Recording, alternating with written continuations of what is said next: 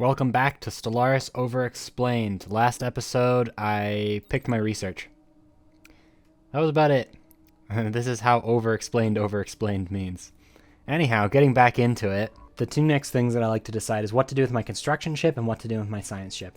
I have 100 minerals. I could spend that towards a building on my planet or save it up for a building on my planet. But I currently already have an open job. And it'll take, about 30 months until I fill that job. And then another 30 months until I actually have an unemployed pop. So it's not worth it to me to build it. I'll have enough minerals to buy one of these things well in time for when I actually need more things on this planet. So I'm going to use my construction ship to build one of these things in space. And there's three options. I have this ice asteroid over here that produces minerals. I have Titan, which produces some engineering research, and I have Mercury, which produces 2 energy credits. And in my opinion, the research provides the most benefit because from space is cheaper if you can get it. Usually you won't get much from space, but when you can, it's a nice little boost, particularly when I have such low amounts. Eventually researchers are a better way of getting it more reliably, but this is a nice boost. Before I continue, I've got to explain how you actually expand. Basically, every system requires a starbase constructed on it, like planting your flag on a territory. You have to plant your starbase on a territory and say, like, hey, we own this. Otherwise, you can't actually extract anything from that region. You have to send your science ships to, you right-click and you hit Survey System. And once it's finished, you can send your construction ship. You can right-click on a star from the galaxy map and then do Build Starbase. And that's how you claim territory. Where do I send my science ship to survey first? There's a couple different directions I could go. So I don't have very much information. The basic way that it works, you can see these lines. Your ships have to move along these lines for the most part. Later in the game, you can ignore them in various ways. But for quite a long time, you're stuck to these hyperlanes. So there's 3 directions I could go. I could go here to my west. I could go up kind of northwest, or I could go down kind of southeast. The one quick thing is that building starbases costs both alloys and influence. Influence is a very important resource. It's hard to get influence. There's not a lot of things that you can do to increase it. There are ways to increase it, but not as much as everything else pretty much in the game. So it's a very valuable resource. It's basically used to claim territory and make diplomatic agreements. So if you want to maintain a defensive pact, you need influence, or you can also claim territory directly. So that's kind of separate from unity, which is more of kind of the cultural cohesion and beliefs of a group. So I have a couple different directions to go. What direction do I go first? So I can see right here, there's these little orange Earth icons you can kind of see. And this means we can see from our starbase scanners, every starbase has at least like a little bit of scanners so you can see the adjacent territories. And you can make that bigger, but for now it's just the adjacent territories. So I can click into here and I can kind of see what's going on. I don't have the planet surveyed, so I don't know like information about like what's actually going on, but I can see kind of generic information about all these planets. So right here there's a desert world. Then over here you can see there's a continental world. This continental world is size 19 and this one's only 15. So this planet is gonna last me longer. I have more stuff I can build on this planet. That planet is actually bigger than my starting planet of Earth, just slightly. So I can build more districts on it. So that planet's better, but also there's something else to account for. There's habitability, which you can see right here. Every species has a climate preference that you basically pick when you're generating your empire. And the humans start on continental. So we prefer to live on planets like Earth. So I don't even need to survey this planet to know that I'm not going to want to colonize on it with my population. Without figuring out a solution to the low habitability, if I were to colonize this desert planet, it's gonna cost more to upkeep my populations. They're gonna need more amenities. Basically, living on an uncomfortable temperature, like, if someone were to live in the middle of the Saharan desert, you're going to need a lot of extra water and air conditioning, or otherwise you're going to be super unhappy or outright dead. So your crops do not do as well. They don't produce as efficiently. It's a massive penalty to your planet as a whole if you have a low percent. If your percent is less than 100, then you have a debuff to a bunch of different things on your planet, which will make your population, it'll make it harder to get something out of that planet. So you want to keep that as close to 100 as you can. To me, this continental world is most likely where I'm going to settle first and get my second planet going. So I want to survey and colonize this planet as soon as possible. So I'm going to go ahead and survey this system, get information about that planet, and then I'll decide where to send my science ship next from there. But initially scouting out my territory, I'd like to claim territory that's adjacent to my capital. That's usually a good direction to go, anything adjacent. But really important, what I'm looking for when I'm exploring is choke points. Basically anything, if I can claim it, other people have to go through me to get to other stuff. For example, if I were to claim this system right here at the desert planet, then I can see that it splits off and goes this direction, it splits off and goes this direction. So any aliens that are over here or over here will have to go through this planet to get like any of these stars, that star. So if I can, grab this, they'll have to declare war on me if they want to like get further into my territory. Like these 4 stars I can see, they don't go anywhere. So they aren't important for me to claim as much. This planet is valuable, so I'm going to go for that right away.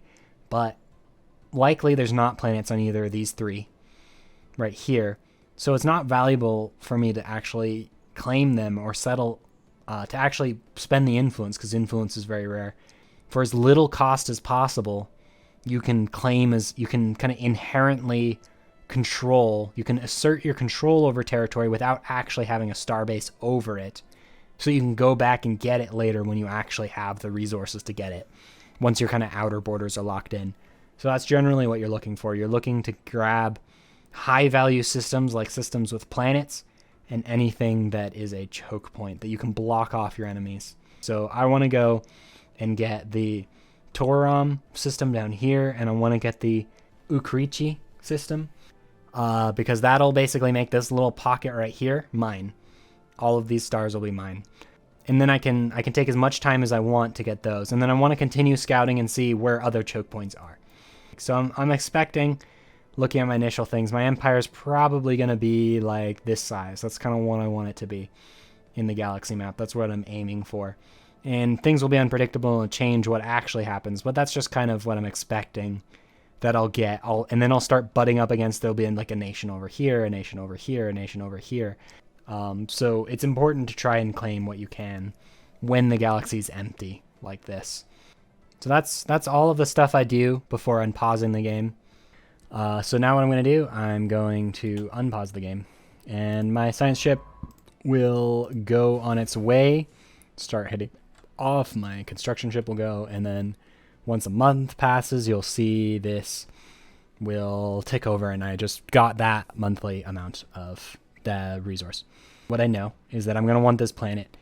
So in order to get that planet, I need to go to my shipyard under my my station. Here, I need a colony ship. That requires alloys, food, and consumer goods.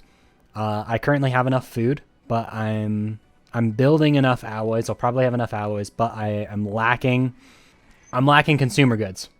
So I'm going to need more if I want to get that colony as quick as possible. So I'm going to buy some. But right now I got an event.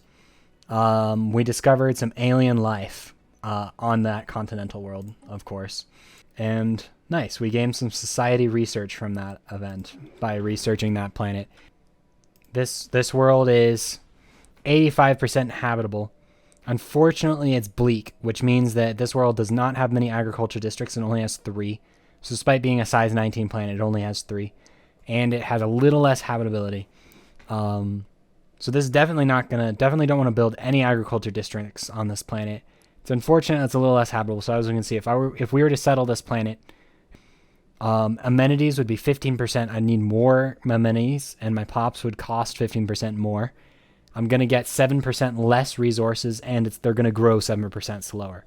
So, that's already some massive penalties. And you can see why this number is really important to keep as high as possible.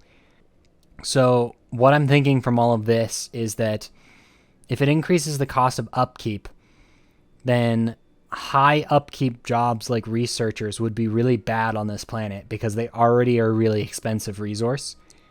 So I want to do cheap jobs. So I'm either going to dedicate this to mining districts or generator districts or a mix of both. Maybe some industrial districts as well.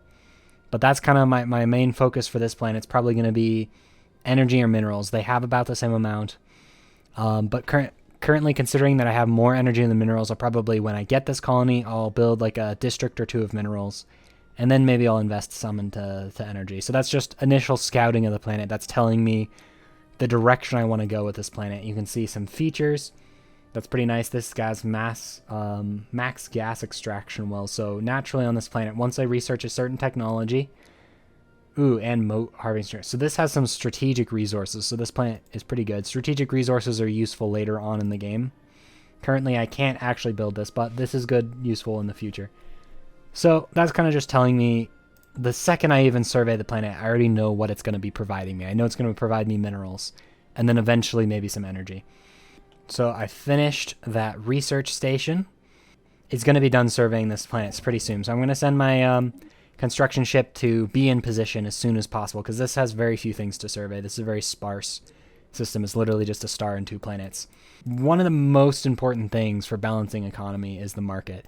You can basically buy stuff with energy credits, or you can sell stuff for energy credits, but there's a fee, a 30% fee. Every time you make a transaction, there's a 30% fee. So you can reduce this to a minimum of 5%.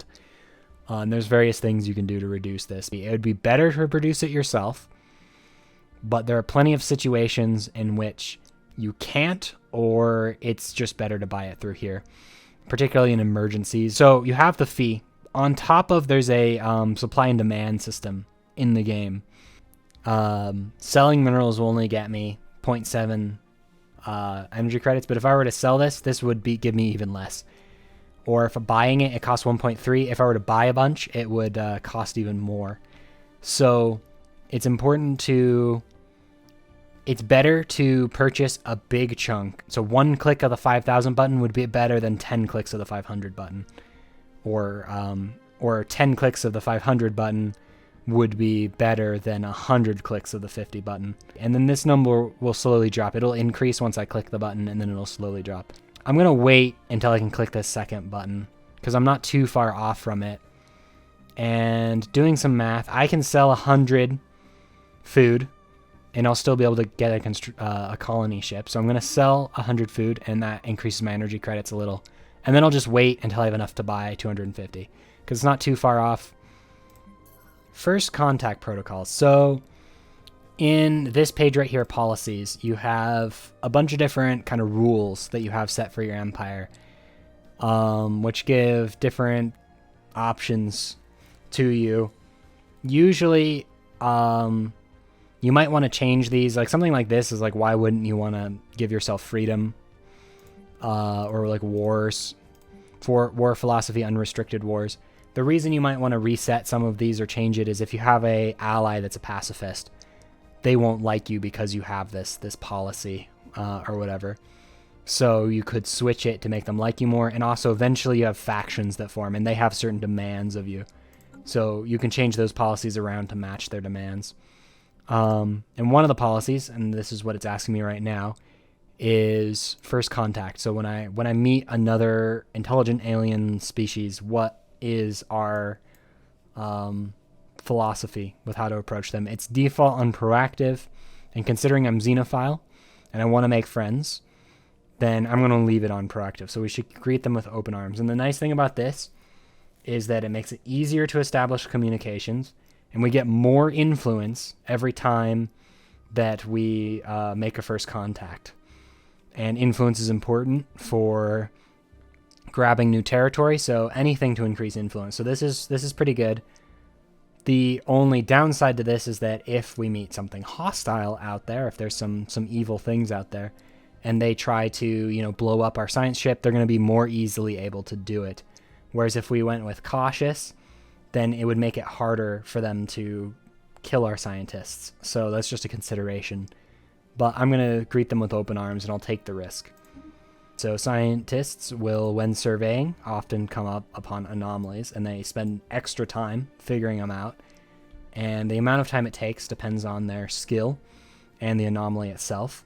So this is going to take over a year to actually solve. But I want to colonize this planet soon. So I'm going to leave this be for now. I'll come back to it later when I have extra time or a higher skill scientist that won't take as long to do this. Every time you get an anomaly, you got to decide whether you want to research it now or save it for later. Because sometimes you want that scientist to do something else in the meantime, and that can be more valuable for you. But they do give decent rewards at times, and there's a big variety of what you can get out of them. Sometimes it'll give you some kind of just a bonus on the planet that the anomaly is assigned to. Sometimes it will give you some other wild events you can see in the situation log and things like that, like what is going on. You can track all of your anomalies from going here and then to the anomalies tab. We can see that here and then here in the situation log. This is an important tab. This is kind of like your missions. This is objectives that you have throughout the game. And different things will pop up. I only have consumer goods production. So our empire is a democratic empire, which means every 10 years, our leader here swaps out for one of our other leaders here. You might have this really good scientist you want doing research, but say this spark of genius scientist that I really like, he might get elected to be the president of my nation, and then I'm not getting the benefits of that genius perk. So that's kind of annoying. That's the main downside of going for democracy. Every time a leader is elected in a democracy, they basically are elected on the basis of they have this agenda. Something like make sure your consumer good production is at least +6 a month. And I'll talk about traditions when that comes up, of something they promise to achieve to the population. And if you fulfill it, you get a boost of unity up to 1,000, depending on how much unity you're currently producing. So it's basically like 6 months of unity production. In the early game, if you can try and get those, it can be a nice boost to get your traditions just a little bit earlier. And I'll talk about traditions when that comes up. Per month consumer goods surplus, which is something I already would want to do. Before it reaches 2,210, I have to achieve this goal if I want to get that unity. I'm going to need to build at least one industrial district, which I cannot afford yet. All right, so the system has been fully surveyed, and then we have found signs of a ancient civilization. Here in the situation log, you can see we have 0 out of 6 artifacts to recover. Most of the time, you'll recover these artifacts from anomalies, and once you get all 6, you get the precursors system, like a special system. And that is usually a very powerful system, and it gives you a relic. You can see in the Society tab under the relics. So you can hunt that down, and you can use some powerful relics. Sometimes they're good, sometimes they aren't as good. You have time, and there's other ways to get these insights if you can't get enough through anomalies. Usually you can find a way to get all of these. So my science ship is done surveying the system. You can see that it's surveyed by the white text instead of the grayed out text.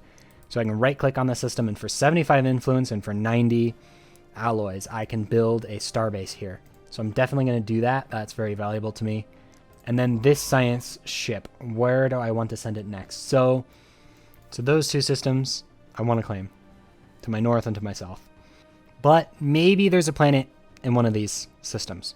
I'm not sure, but there might be. So what I'm going to do is I'm going to click on this. I'm going to click Explorer System. Explorer System will just send the science ship to pop in, look at it, give me some basic information about the system, but it won't do a full survey because a full survey takes a long time. Actually going to each individual planet and spending, a month there or so to actually really get deep scans of everything. So I just want to pop in there, see if there's any potentially habitable planets. I don't think there will be, but if there is, it would be nice to know about it, because then I'll go for those.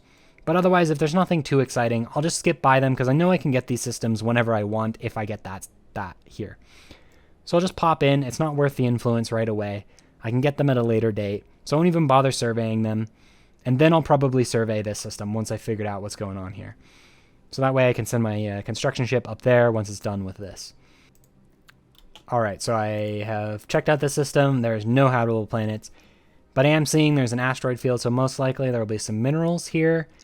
The star right here will probably have some energy credits, and there might be some research scattered throughout this system. I don't expect there to be anything too juicy. Maybe on the molten world there'd be some alloys. You can occasionally mine alloys from space, but usually very rarely. Now, I could have skipped this process of exploring. I want to just show the concept of knowing that you can explore. You don't always have to survey everything right away. But if once I get this construction ship, it's going to give me sensor data on these two systems. So I wouldn't have needed to do this, but I'm only doing it for kind of showing you the example of what I might do. But yeah, with this system, it'll give me information here and here as well. But that's fine. I'm willing to take the detour.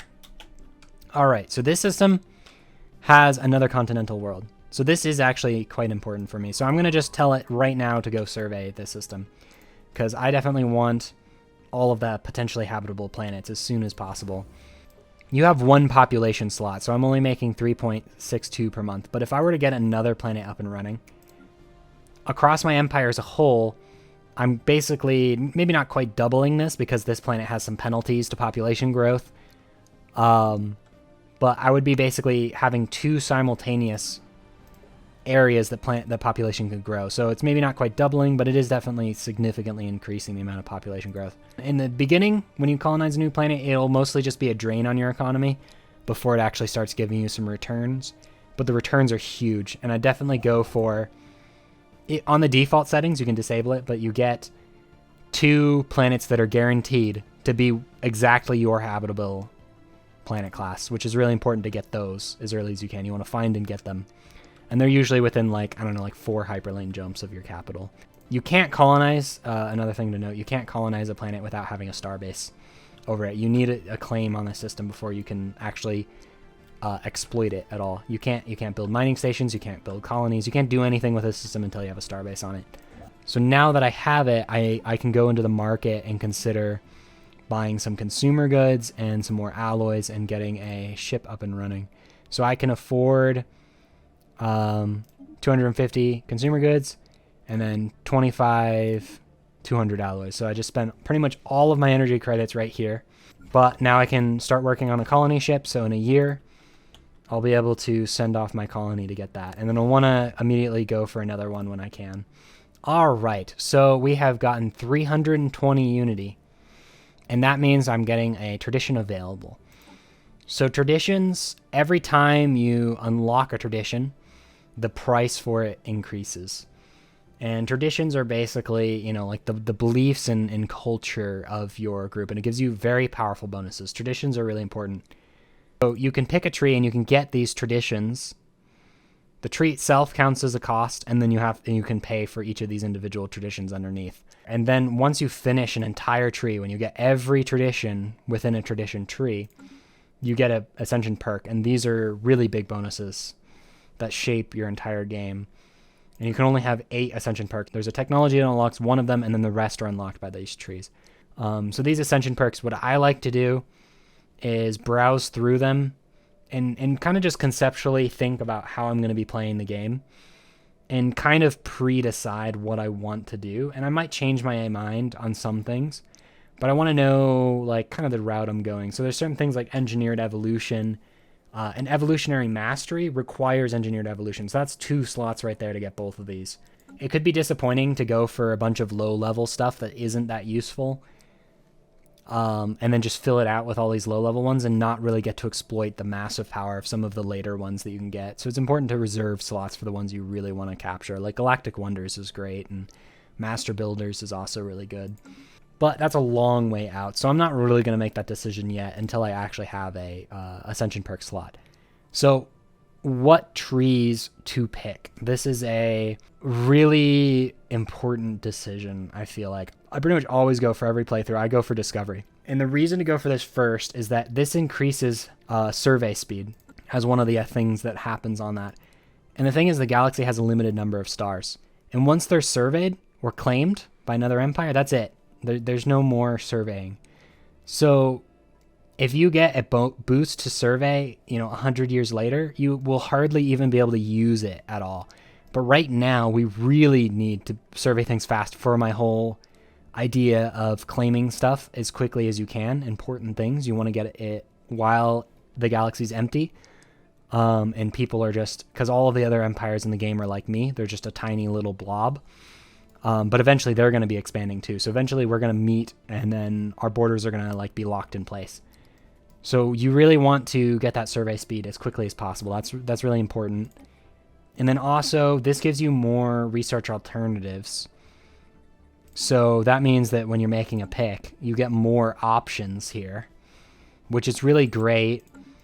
Early on, because that gives you more control over where your technology goes. So I really like that. And then the other things, it decreases the cost of researchers, which are expensive for consumer goods. That's really great. And then it makes your leaders learn faster, which means that you're gonna be able to do anomalies faster or get research bonuses faster. Or if you have admirals or other, every leader gets this bonus, so it's huge. So just overall, this tree is a really good pick that I feel does well for every empire in the game. There's no empire that I feel like would not benefit from this. Every other tree can be more situational, but the discovery tree pretty much applies to everyone. So I always go for discovery first, but it is important to plan out which trees you actually want because you do have a limited pick of them. But they are very powerful. So I'm going to go discovery. So this only costs 300 Unity right now. If I pick Discovery, now it's 343. So it costs a little more. Every tradition you have increases the cost on top of empire size. So as this empire size number gets higher, which is just gathered from anything you own, be that districts, systems, colonies, or pops. So districts on planets, this is going to increase your empire size. So the more developed your planet is, the more people living on your planets, the more star bases you capture, and the real big one is how many planets you own. Because you can see every one planet is 10. Systems are only 1 empire size. Districts are like half an empire size.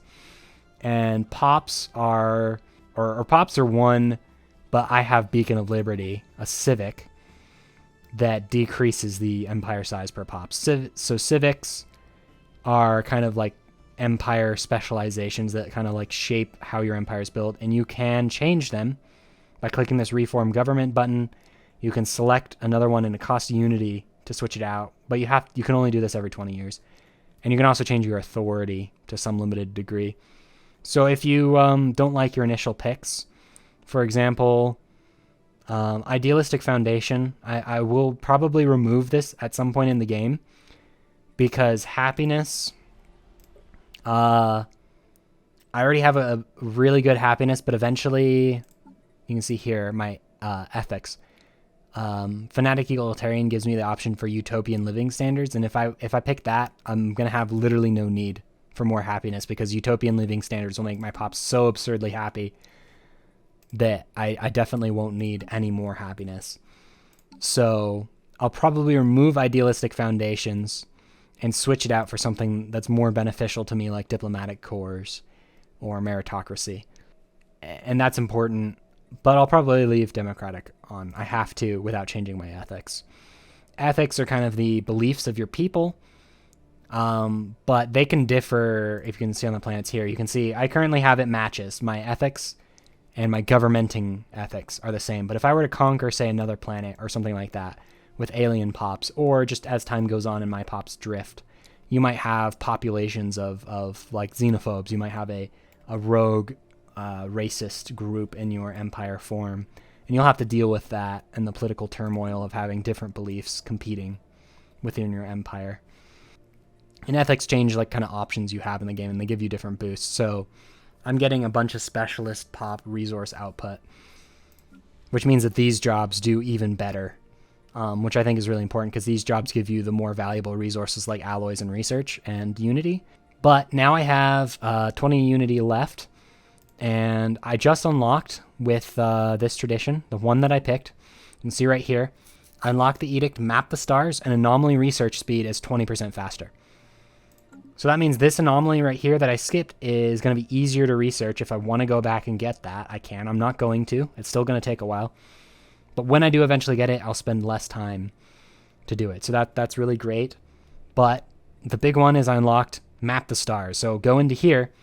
If I get this, it will continue. It'll make my anomaly discovery chance higher. So I'll get more anomalies. And anomalies are pretty great because they give you, like, your planets will get research or minerals or even special stuff like strategic resources, or sometimes alloys, or like even the rare cases food, or you get a lot of really cool stuff out of anomalies that you can get from space.